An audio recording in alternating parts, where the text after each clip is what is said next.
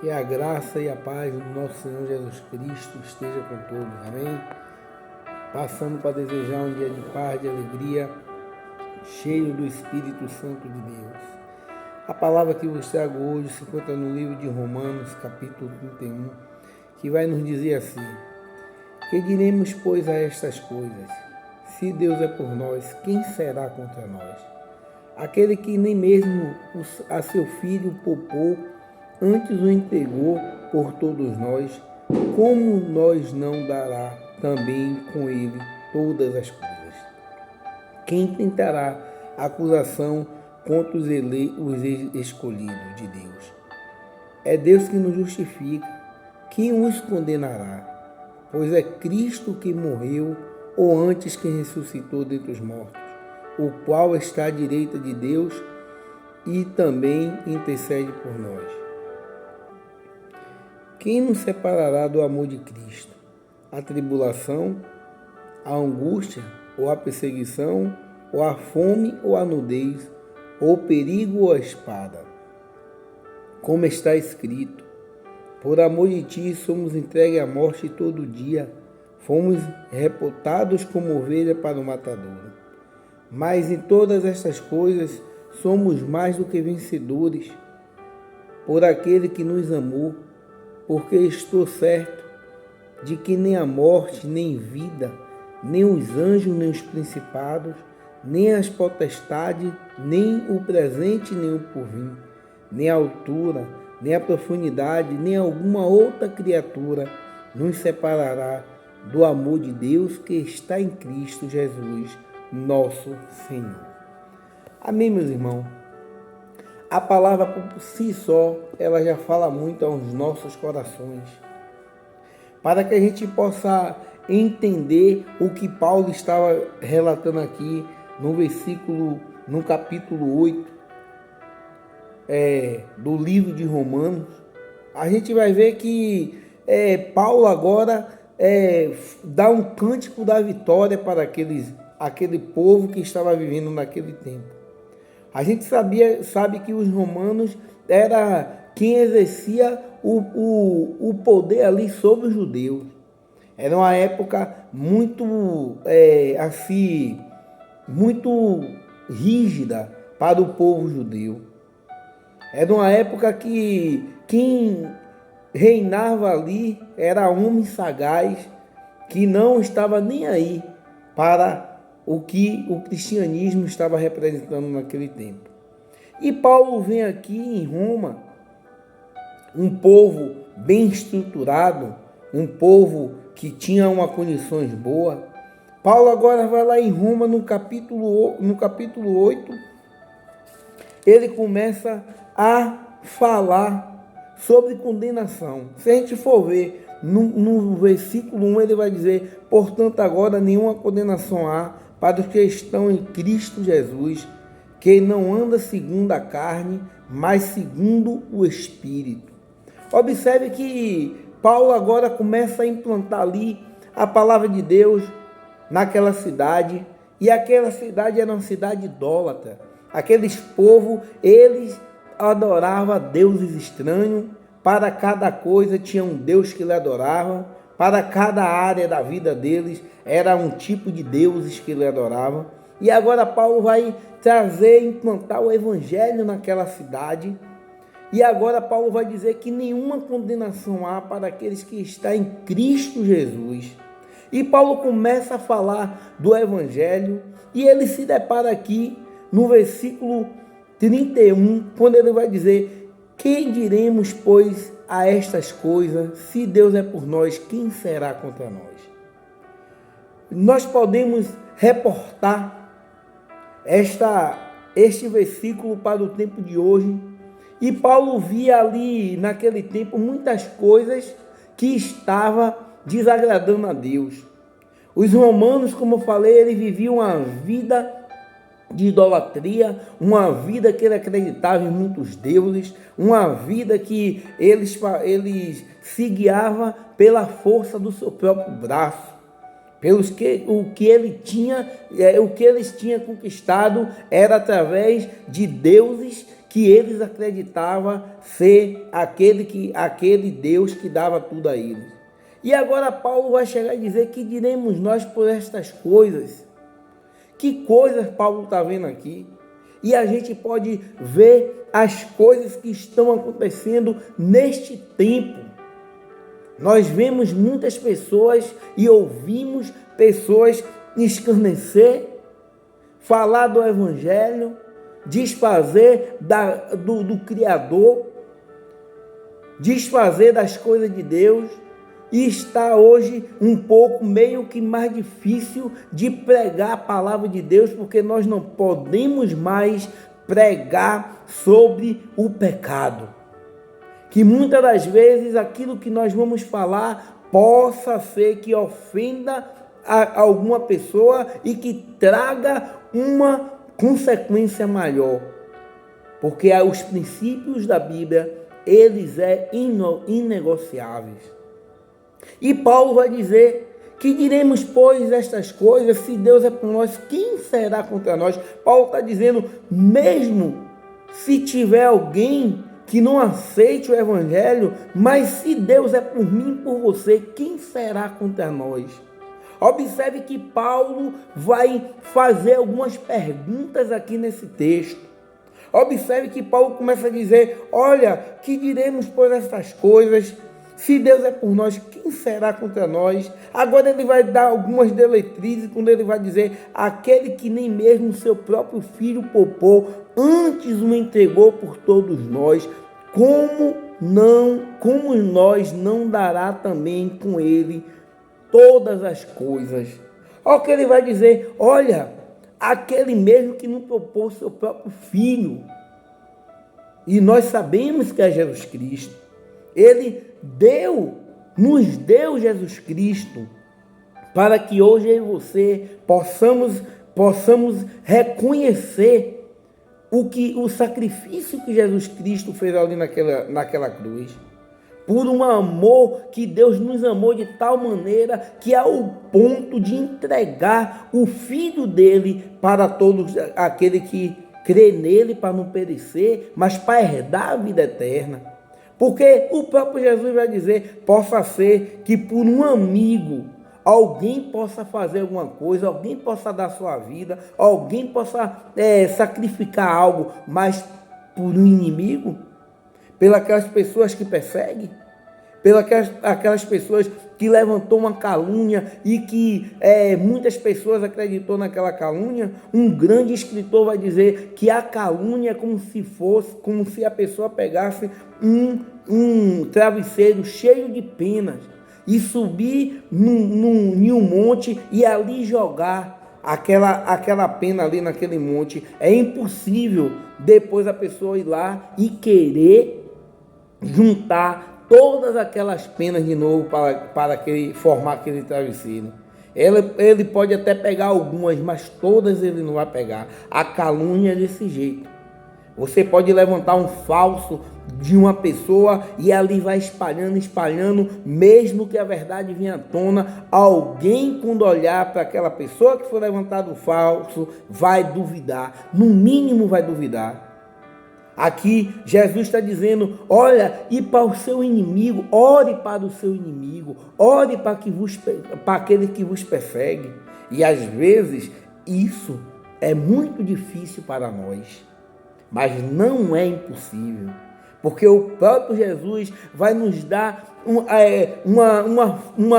uma fonte que não se esgota, essa água que é a Bíblia, que ele vai nos mostrar como é que nós temos que viver aqui nessa terra, e é possível fazer tudo que está escrito. Basta eu e você querer aceitar a vontade de Deus na nossa vida. É difícil quando alguém nos machuca, e mesmo nós estando certo, a Bíblia diz que a gente tem que ir lá pedir perdão, ou então liberar perdão. De repente a gente fica ali sendo martirizado pelaquela palavra, aquilo que as pessoas fez, e é do homem, é da carne, é do ser humano. Nós sentimos esses sentimentos que às vezes nos atrapalham na nossa caminhada cristã.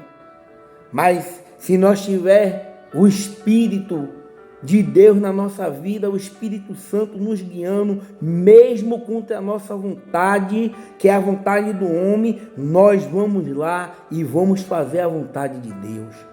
Porque foi assim que Jesus Cristo orou naquele Getsêmani. Pai, se possível for, passe de mim este cálice. Porque Jesus estava vendo o que ele iria passar naquela cruz. Jesus já estava vendo a agonia da cruz. Jesus já estava vendo a via dolorosa quando ele estava carregando aquela cruz, pessoas batendo, coroa de espinho na cabeça, tudo que foi feito por Jesus. E Jesus ali ficou, a Bíblia vai dizer que ele ficou tão angustiado que ele chegou a suar gotas grandes de sangue. E ele vai e ora: Pai, se for possível, passe de mim esse cálice sem que eu a beba.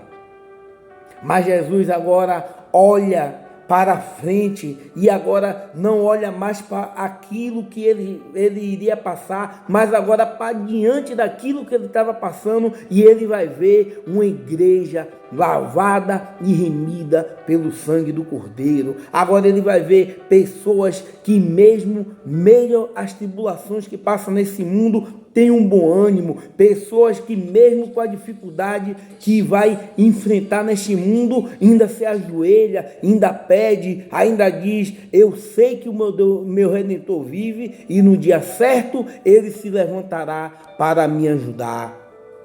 Pessoas que vai dizer como Jó: Deus me deu, Deus tomou, bendito seja o nome do Senhor. Pessoas que vai ser como aqueles 3 amigos, Sadraque, Mesaque e Abednego, que quando o rei levantou aquela estalta, ele não se prostrou diante daquela estalta, mas ele foi e deixou que aquele povo jogasse na fornalha ardente, e Deus deu a vitória. Jesus viu que ia ter pessoas como Daniel, que mesmo sendo jogado na cova do leão, não ia parar de orar.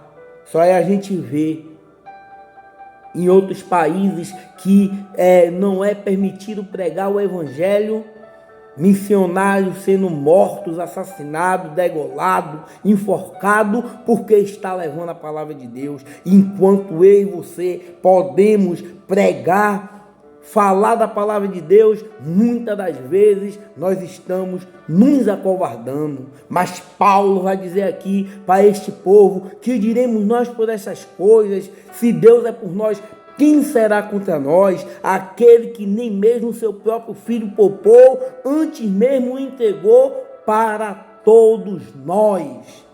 Deus não faz acepção de pessoas para salvar. Ele entregou Jesus Cristo para salvar todos, mas nem todos querem esta salvação.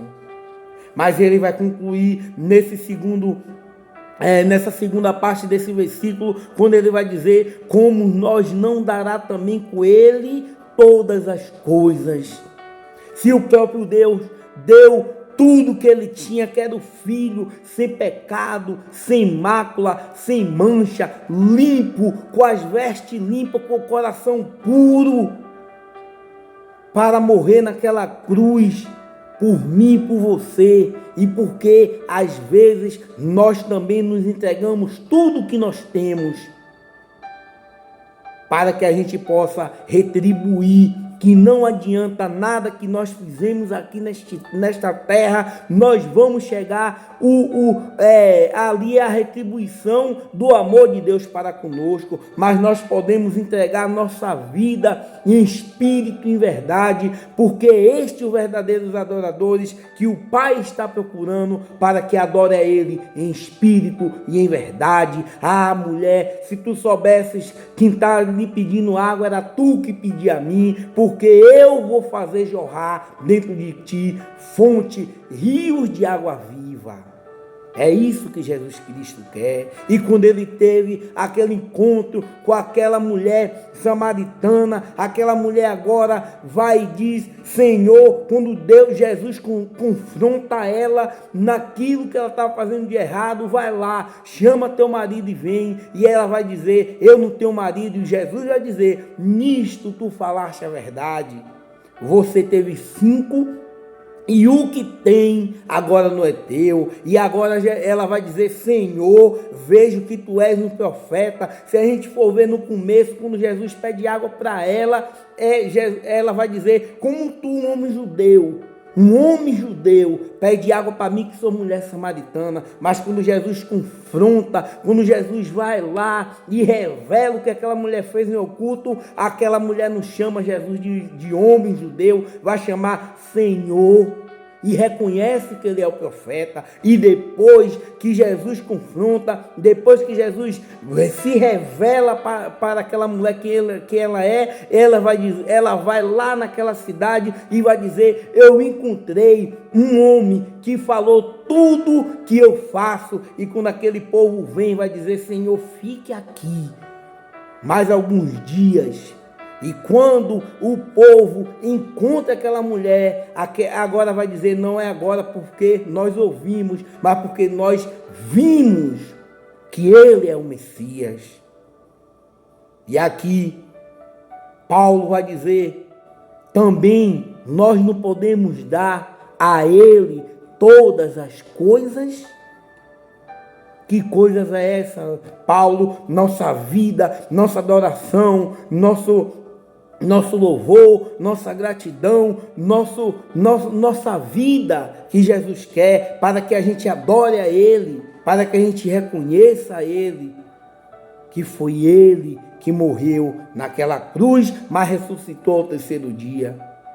Mas mais adiante, Paulo vai começar a fazer pergunta para aqueles romanos: quem intentará acusação contra nós, os escolhidos de Deus? É Deus que nos justifica. Quem os condenará? Pois é Cristo quem morreu, ou antes que ressuscitou dentre os mortos, o qual está à direita de Deus e também intercede por nós.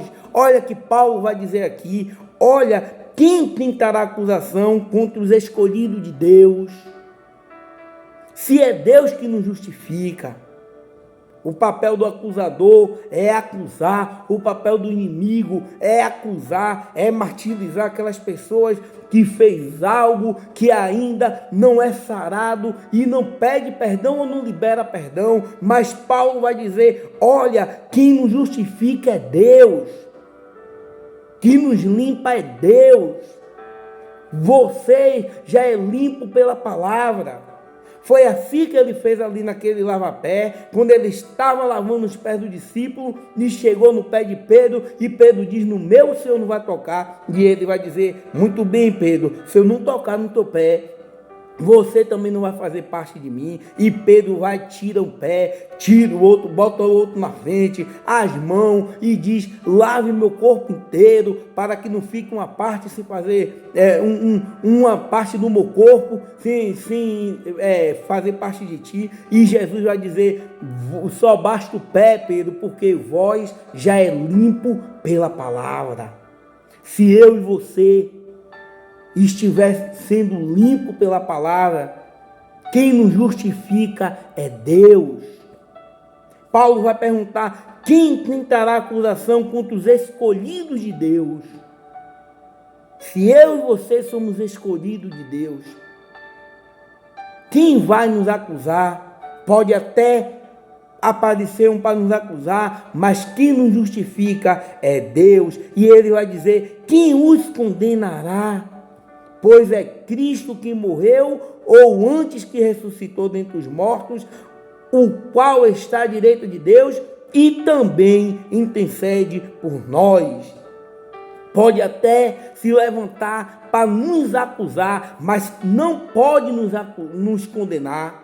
Acusação é diferente de condenação. Acusação é uma pessoa levantar para mim, para uma pessoa e dizer: você fez isso e isso, mas a condenação só vai vir se aquilo for provado.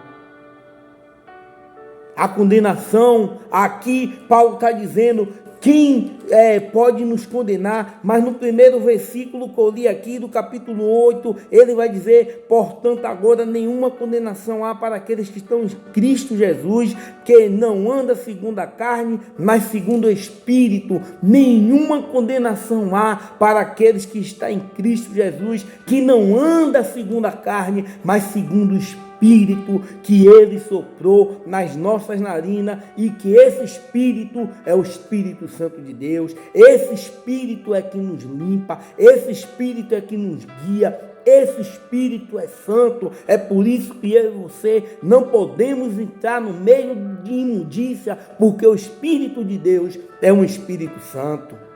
E Paulo vai dizer aqui, olha, pois é Cristo que morreu, ou antes quem ressuscitou dentre os mortos, o qual está à direita de Deus e também intercede por nós. Se tem uma pessoa para nos acusar, se tem uma pessoa para levantar o falso, tem uma pessoa que está intercedendo por mim, por você, e ele está à direita do Pai, ele está no papel hoje do advogado. Porque às vezes eu e você cometemos algo que desagrada a Deus.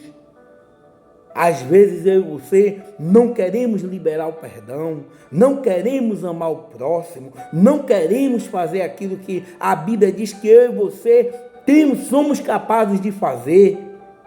Mas Jesus Cristo está à direita do Pai, intercedendo. Pai, perdoa, ele não sabe o que faz. Foi assim que ele falou naquela cruz. E quando já não tinha mais como aqueles homens fazer nada nele, a hora já estava avançada, no momento certo, Jesus vai dizer, Pai, em tua mão eu entrego o meu espírito. Porque a Bíblia vai dizer que o salário do pecado é a morte, mas Jesus não teve pecado nenhum. Jesus não morreu porque ninguém matou, Jesus morreu porque ele se entregou na mão do Pai. E aqui o próprio Paulo vai dizer, na parte B do versículo 2, quando ele vai dizer, nem o seu próprio filho poupou, antes o entregou para todos nós. Deus entregou Jesus Cristo para todos nós, para que nós crescemos nele e termos a vida eterna. E agora Jesus vai se entregar novamente a Deus. Deus entregou para todos nós confessar que ele é o Senhor e Salvador da nossa vida. Agora Jesus vai se entregar a Deus ali naquela cruz, num Gólgota, no lugar da caveira, naquele Calvário. Ele vai dizer, Pai, em tua mão eu entrego o meu espírito. E Paulo vai nos dizer aqui que ele está à direita de Deus, intercedendo por mim e por você. Quem intentará acusação contra nós?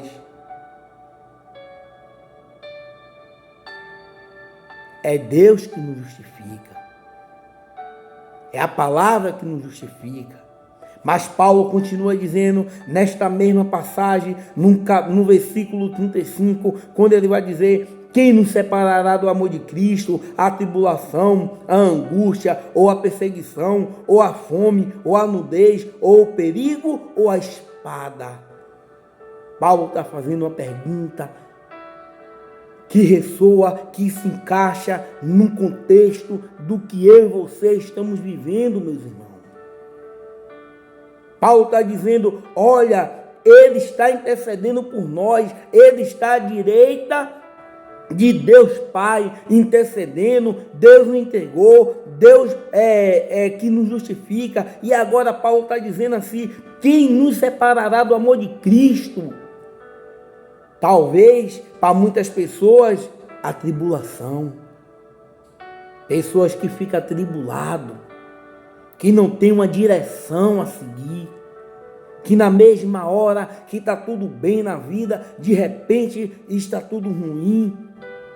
pessoas que não têm paz consigo mesmo. O que é uma pessoa atribulada? E Paulo está perguntando: quem nos separará do amor de Cristo? A tribulação ou a angústia? Pessoas que ficam angustiadas e cometem, muitas das vezes, algo que não agrada a Deus, porque faz coisas erradas e não tem aonde se refugiar, e não tem aonde se segurar, não tem aonde olhar para pedir o socorro, porque o salmista vai dizer, eleva os meus olhos para o monte, de onde me virá o socorro? O meu socorro vem do Senhor, que fez os céus e a terra. Mesmo na angústia, na tribulação, o salmista vai nos dizer: olhe para o céu, porque o socorro vai vir do alto. E aqui Paulo vai perguntar: ou a perseguição, será que por nós às vezes sermos perseguidos, até no meio que não era para existir perseguição? Às vezes tem pessoas que não aguentam a perseguição e se afasta do caminho do Senhor Jesus Cristo, tentando dar uma solução, mas eu quero lhe dizer que esta não é a solução. Porque enquanto mais perseguiam Jesus Cristo, enquanto mais perseguiam os discípulos, enquanto mais perseguiam os profetas, mais perto de Deus eles se achegavam. E porque com nós vamos fazer diferente? Se tem algo que está nos perseguindo, se nós olharmos para um lado, não está vendo uma saída, olhamos para a direita, não está vendo a saída, na frente, bote o joelho no chão, porque a chave que abre a porta do céu é o joelho no chão e a oração, e Deus vai enviar um escape. E Deus vai enviar o socorro.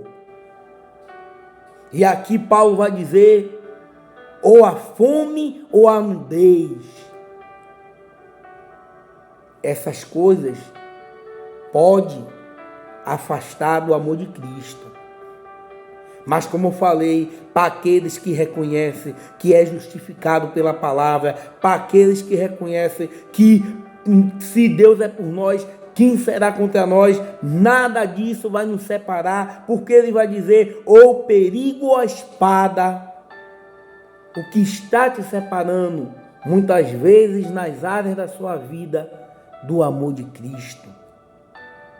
Uma falta de liberar perdão, uma falta de amar o próximo, uma falta de aquebrantamento, porque o que Jesus está procurando é um coração aquebrantado, é um coração contrito à palavra dele, é um coração que vai dizer: Senhor, eu pequei, mas cria em mim um coração puro e um espírito reto, não me tires da tua presença. Foi isso que o salmista falou.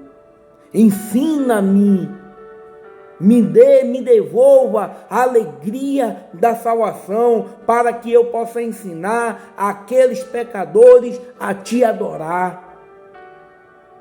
É isso que Paulo está dizendo. Se você tiver na direção, os pés firmados na rocha, nada disso vai te separar do amor de Cristo, nem a tribulação, nem a angústia, nem a perseguição, nem a fome, nem a nudez, nem o perigo ou nem a espada vai te separar do amor de Cristo. Mas no 36 ele vai falar, como está escrito: por amor a ti somos entregues à morte todo dia, fomos reputados como ovelha para o matadouro.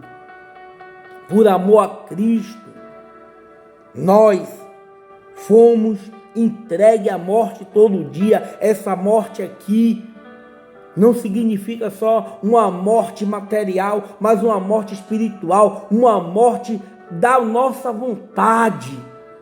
Nós temos que morrer, matar a vontade da carne, para que o espírito fique forte, porque em Gálatas 2 está dizendo: já estou crucificado com Cristo Jesus, e a vida que agora vivo, não vivo na fé, não vivo na carne, mas vivo na fé do Filho do Homem, o qual me amou e se entregou por mim. Já estou crucificado. Esta morte aqui é todos os dias. Nós temos que morrer para nós mesmos, para que o Espírito de Deus possa vivificar nosso coração, nossa mente, para que o Espírito de Deus possa ficar mais forte ainda dentro de nós, para que a gente possa alimentar o Espírito com oração, com jejum, com as coisas que a Bíblia vai nos ensinar. Não alimentar a carne com as imundícias que o mundo tem para oferecer. O apóstolo João vai dizer: filhinho, não ame as coisas do mundo, porque quem ama as coisas do mundo, o amor de Deus não está nele. E aqui Paulo vai nos dizer: por amor a ti, somos entregues à morte todos os dias. Todos os dias nós temos que matar o eu. Todos os dias, pensamentos que vêm que não agrada a Deus, nós temos que mortificar esses pensamentos. O desejo, a lascívia, a concupiscência dos olhos, nós temos que matar essas coisas. A soberba, que a soberba é a mesma coisa do orgulho. A Bíblia diz: Deus resiste ao soberbo, oração não arranca soberba. Nós temos que mandar a soberba embora. O orgulho de quando nós fazemos até algo para o reino de Deus e queremos receber aquilo para a gente, mas nós temos que glorificar o nome de Deus, porque foi Ele que nos capacitou.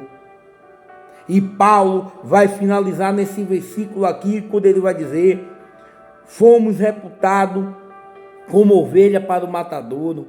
Uma ovelha, quando ela está indo para o caminho do matadouro, quando alguém mata a ovelha, ela não transmite nenhum som.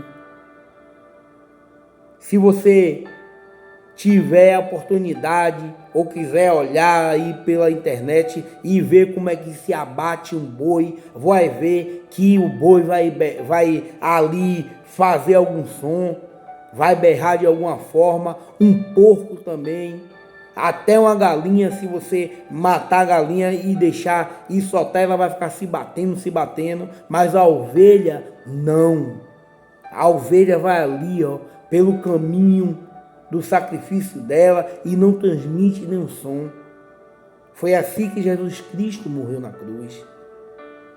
Jesus foi chicoteado, bateram no rosto, cuspiram, botaram uma coroa de espinho, crucificaram. Alguém da esquerda disse: se tu és filho de Deus, desce, salva a tu e a nós. E Jesus não disse uma palavra. Jesus chega e pergunta: de que vocês estão me acusando? Qual é o meu pecado? Ninguém disse qual era o pecado. Arrumaram testemunhas e começaram falsa testemunha para testemunhar aquilo que Jesus não falou e não disse.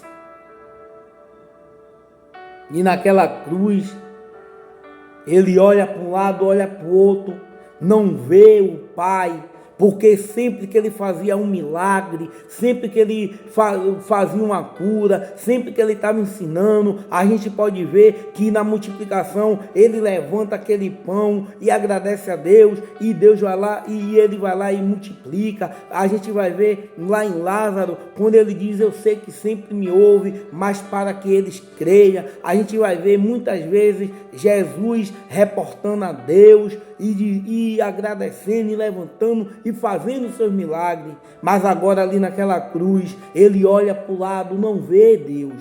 Ele olha para o outro, não vê. Olha para cima e ele vai dizer: Elohim, Elohim, lama sabachthani.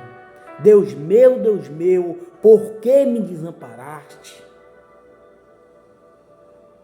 E Deus virou as costas para Jesus, para que hoje eu e você pudéssemos ter vida eterna. Porque Deus não estava na frente, não estava do lado, não estava em cima, mas quando ele disse, nas tuas mãos eu entrego o meu espírito, eu posso imaginar que Deus estava atrás, sustentando o espírito de Jesus Cristo para ressuscitar. Meus irmãos, Paulo está dizendo aqui para mim e para você, no versículo 37, mas em todas estas coisas somos mais do que vencedores por aquele que nos amou, porque estou certo de que nem a morte, nem a vida, nem os anjos, nem os principados, nem a potestade, nem o presente, nem o porvir, nem a altura, nem a profundidade, nem alguma outra criatura nos poderá separar do amor de Deus que está em Cristo Jesus, nosso Senhor. Olha como ele finaliza dizendo, olha, mas todas estas coisas somos mais do que vencedores, mas ele começa no 31 dizendo, quem diremos, pois, estas coisas? E agora aqui no 37 ele vai dizer, mas todas estas coisas somos mais do que vencedores por aquele que nos amou. Que coisa, aquilo que você está passando, aquilo que você está atravessando, aquilo que eu e você está vivendo, sobre todas essas coisas, que seja na área financeira, que seja na área da saúde, que seja na área conjugal, em todas essas coisas, nós somos mais do que vencedores. Por que, Paulo? Por aquele que nos amou, e quem te amou primeiro? Deus. Jesus Cristo te amou. Jesus Cristo te ama e Ele está à direita do Pai, intercedendo por mim e por você, nas áreas que está acontecendo algo que possa nos entristecer. Deus derrama a cura. Pai, derrama ali a providência, abre porta de emprego, é assim que Ele intercede, e Deus ouve e derrama cura, e e abre a porta do emprego, e ali restaura o casamento, e restaura a vida, porque em todas estas coisas que nós estamos vivendo, nós somos mais do que vencedores por aquele que nos amou. Mas Paulo vai dizer, porque estou certo de que nem a morte, nem a vida, nem os anjos, nem os principados, nem a potestade, nem o presente, nem o porvir, nada, nem a altura, nem a profundidade, nem alguma outra criatura vai acontecer o que, Paulo, nos poderá nos separar do amor de Deus. Porque, Paulo, nada disso pode nos separar do amor de Deus, porque o amor de Deus que está em Cristo Jesus, nosso Senhor, porque nós estamos em Cristo Jesus, porque Ele é o meu Senhor, Ele é o seu Senhor. Então, de todas essas coisas que eu e você estamos atravessando, nós somos mais do que vencedores. Mas tem algo aqui que a gente tem que pegar para que eu e você possa ser mais do que vencedores. Por quê, meu irmão? Nós somos mais do que vencedores porque estamos em Cristo, porque Cristo está em nós, porque está em Cristo Jesus, nosso Senhor, porque o amor de Cristo vive na nossa vida e nós amamos Ele ao ponto de dizer, se Deus é por nós, quem será contra nós? Meus irmãos, esta palavra é uma palavra de reflexão, que a gente possa ver as áreas da nossa vida e saber, através dessa palavra, que nada pode nos separar do amor de Cristo. Se as dificuldades estão batendo, se nós estamos nos comportando de alguma maneira que estava enfraquecendo nossa fé através desta palavra. Quem diremos nós, pois, essas coisas? Se Deus é por nós, quem será contra nós? É o hino, é o cântico da sua e da minha vitória. Que a gente possa entender que nós somos mais do que vencedores, porque estamos em Cristo Jesus. Que o Espírito Santo de Deus possa completar o que faltou no meu e no seu coração. Que Jesus Cristo nos dê um dia abençoado. Em nome de Jesus, amém.